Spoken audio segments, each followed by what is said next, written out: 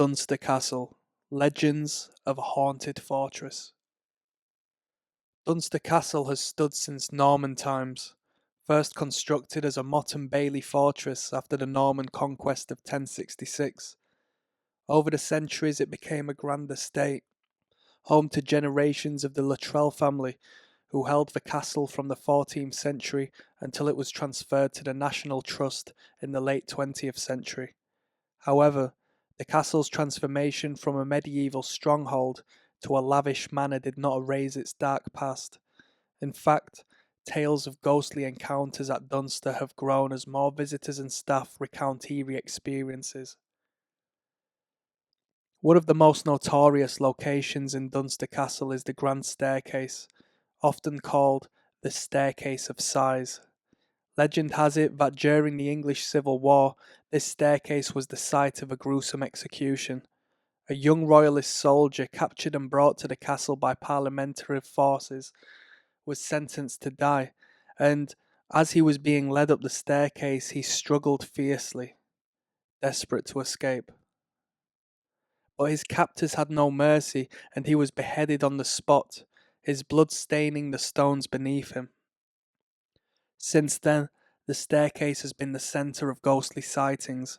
Visitors report hearing disembodied footsteps climbing the stairs, followed by a sudden, intense silence. Some say they hear faint gasps or sighs as they ascend, as if the soldier's final moments are playing out on an endless loop. Many guests report an overpowering chill when they reach the top step, with some even seeing a fleeting shadow of a young man in military garb before it vanishes.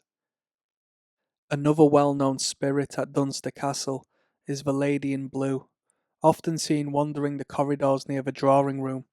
Described as an elegant figure in a flowing blue gown, she is thought to be the spirit of a former resident, possibly a young woman who met a tragic fate. Some versions of the tale claim she was a maidservant who fell in love with a member of the Luttrell family and, upon discovering her love, was enrequited, threw herself from one of the castle's tower in despair. Witnesses describe a sensation of cold air whenever the Lady in Blue appears. Some claim she appears briefly, her face full of sorrow, before disappearing into the stone walls. Others have heard the faint rustling of her gown and have reported a lingering smell of lavender perfume, which vanishes as quickly as she does. While she seems to pose no threat, her presence fills those who encounter her with a lingering sadness, as if they can feel the weight of her unfulfilled love. Among Dunster's most unsettling spirits is that of a phantom drummer. According to local law, a drummer was sent to the castle during a period of heightened tension to keep watch and sound the alarm if any enemy troops approached. However, one cold winter's night the drummer fell asleep on duty. When his superior officer discovered this, he was furious and had the drummer executed on the spot as punishment for his negligence.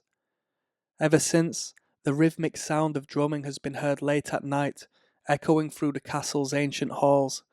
The drumming is faint but unmistakable, and it seems to come from nowhere, as if the ghost of the drummer is doomed to eternally sound his warning. Many visitors have reported feeling a sense of dread upon hearing the drumming, a reminder of the drummer's punishment for a momentary lapse. The cellars at Dunster Castle are another hotspot for paranormal activity. These dark, damp rooms were once used as dungeons, holding prisoners in squalid conditions. Some prisoners held for long periods were said to have succumbed to disease, hunger, or exposure, leaving their spirits trapped within the walls. Visitors and staff have reported hearing moaning and faint voices echoing from the depths of the cellars, even when no one else is present. Some claim they have seen faint figures in ragged clothing or felt icy fingers brushing against their arms as they pass through. The atmosphere is heavy and oppressive, with some guests reporting a choking sensation, as if the very air is filled with despair and fear. A number of paranormal investigators who have visited the cellars report extreme temperature drops and unexplained equipment malfunctions whenever they attempt to record audio or video, leading many to believe the spirits of the imprisoned still linger. In addition to ghostly apparitions, the castle has also seen poltergeist like activity, particularly in the Long Gallery, one of the castle's grandest rooms. Staff members have frequently returned to find furniture moved, paintings tilted, or objects inexplicably displaced. In one particularly disturbing incident, a caretaker entered the gallery to find every single chair arranged in a perfect circle at the centre of the room, with no sign of who or what might have moved them. Witnesses in the Long Gallery have also reported hearing whispered conversations or laughter, as if a ghostly party is taking place. Sometimes visitors catch sight of figures in period clothing out of the corners of their eyes, only to turn and find no one there. These figures are often thought to be the spirits of former guests or members of the Luttrell family reliving the grandeur of their time at Dunster. Today, Dunster Castle is open to the public, and its ghostly reputation continues to grow. Numerous paranormal investigations have been conducted at the site, with many investigators capturing strange noises, unexplained lights, and even shadowy figures on film.